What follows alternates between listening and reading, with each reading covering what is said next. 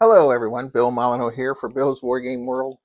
I had somebody say, you don't need to keep saying that, but for some reason I do. All right, I want to say, I think it was Airman 4 out of Ohio, I think it is, or somebody sent me a real nice note, and they said, these aren't really going to leave the boathouse. Why are you spending so much time on them? Just get them good enough to get in the battle of Operation Market Garden. And it was a very nice note, also a couple other things about it. So I'm taking that person's advice, and we're going to flock the bases, okay? Now, some other day, or I'll have my wife help me or something, I'll see about painting more of the belts. But I have decided to take the advice of one of our viewers and start doing the flocking procedures. Now, for those of you that have never seen any of my flocking videos, we're using a mixture of Elmer's glue and green paint and water. Okay. I'm going to have to change the camera angle here so you can see what the heck I'm doing, so you don't just see my hand. All right. So then we take it, and our mixture here is sand and green grass flocking, and we're coating it like so. All right. Now I am going to flip this. So by going this direction, you all can see me painting better, I believe.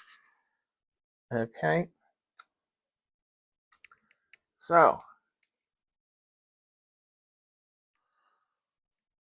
make sure I have no green paint on my fingers. All right. Now you notice this consistency is pretty thin, and I like it to be thin like that so it really bleeds around, and it doesn't take so long to paint a poker chip. And I know everyone has their own style, their own mixture. So whatever you do for flocking is fine. And there we go. Now, Jim Shaw, the great Jim Shaw himself, he has flocked a lot of figures for me. And I got to say, there are some camels he did a phenomenal job on, where he added like little rocks and things. And my Raven Feast figures, he did the same. So you can tell each band, one band had a rock, another band had a stick in their terrain. So you actually could form your groups of different Vikings, and it really stood out. So our Germans are, I didn't blackwash these either, which is unusual, but my big blackwash tub is in Virginia. So so we can't blackwash it. And you know what? After getting a nice email about my painting isn't as bad as I think it is, and why am I so worried if other people think, and they're never coming into Bill's bunker boathouse probably, and they're absolutely right. And you know what? Someone else said, with all I have going on and my wife's health and moving and trying to keep everything running, they're amazed I'm able to do what I've been doing. Again, these figures are printed by Josh Warliff at wcleather@yahoo.com. And I don't know how much he'd charge for a German gun crew like this. But he is pretty good on turnaround time if his printers aren't broken down or anything. I know sometimes he has a hiccup, but I think these German gunners are coming along very well. And now what I think I've done is, or going to do this weekend, I'm going to I took down all the metal shelving, and that holds 16 tubs of figures each, and there's 3 of them. They're like an erector set. So I'm hoping to take them all down with me to Virginia this weekend, and we're going to get that boathouse put together. So in the next couple weeks, I can get Custer's Last Stand off finally. I've been talking about it for 3 months.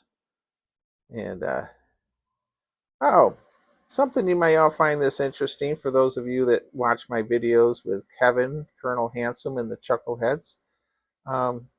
Depending on how things are going here at the house, um,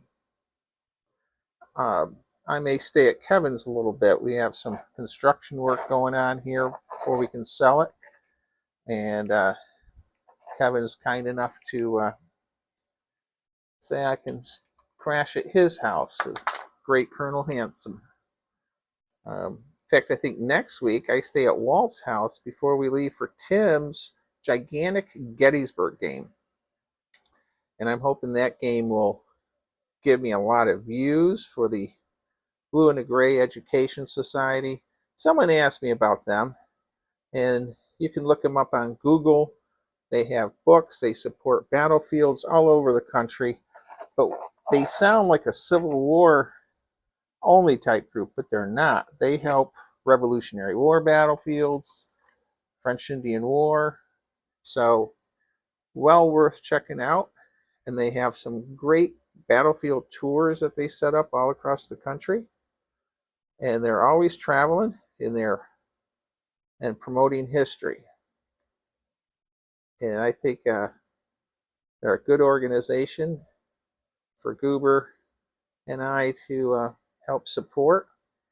And I really like it that they help all kinds of battlefields, not just Civil War battlefields. I think a lot of French Indian War and Rev War sites are neglected because of the American Civil War is so popular. Or am I wrong? I mean, I just think there's a lot more emphasis put on Civil War battlefields than what you have for Rev War, French Indian War by far. I mean, but this is my last flocking figure here. Okay. What do you think of that, everyone? We're going to put the flocking material away. And, well, we're going to clean our paintbrush real fast. And once again, we're using the hand sanitizer. Look at that. That hand sanitizer by Mr. John does a great job from the Gettysburg Miniature Shop. And I'm also considering doing a video at his shop on October 19th. It's a Sunday. I have to get with him and see if that still works for him. All right, so our paint is put away. And we have our gun crews. And you know what?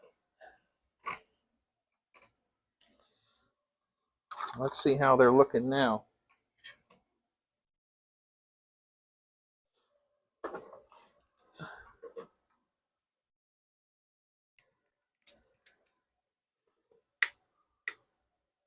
Okay.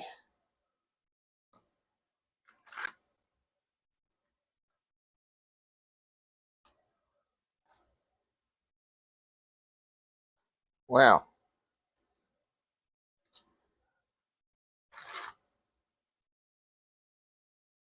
I guess we'll do that sort of like that. And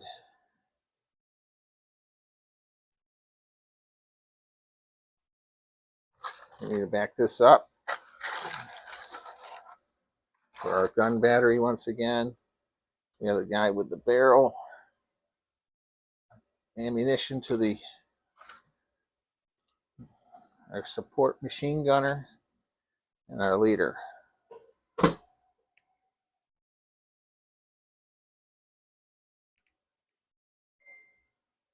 I think they came out pretty good. What do you all think? All right. Well, this is just a quick video.